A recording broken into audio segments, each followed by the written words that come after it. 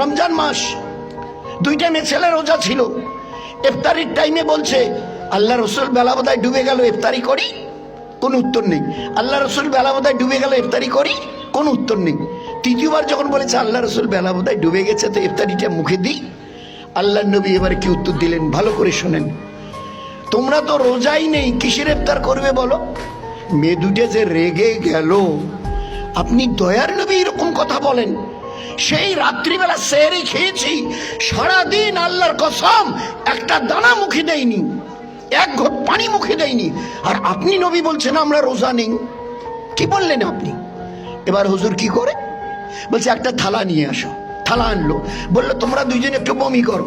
তো বলে আল্লাহ রসুল পেটে কিছুই নেই, কি করে বমি করে কি হবে? বলে একটু অক করো না। খালি একবার দুইবার অক করেছে, কাঁচা গোস্ত, কাঁচা রক্ত সমেত বেরিয়ে এসছে।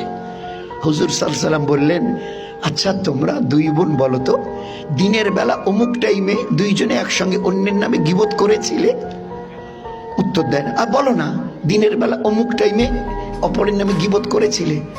হ্যাঁ আল্লাহ রসুল একটু করেছিলাম।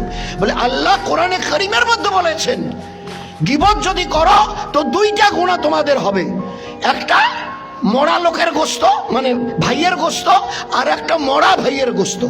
গীবত যদি করো তো মরা ভাইয়ের গোস্ত খাওয়া হবে। ওই যে দিনের বেলা গীবত করেছিলে, এই যে বমি করাতে এই যে গোস্ত কাঁচা রক্ত সমেত বেরিয়ে এসছে, এগুলো তোমাদের মরা ভাইয়ের গোস্ত।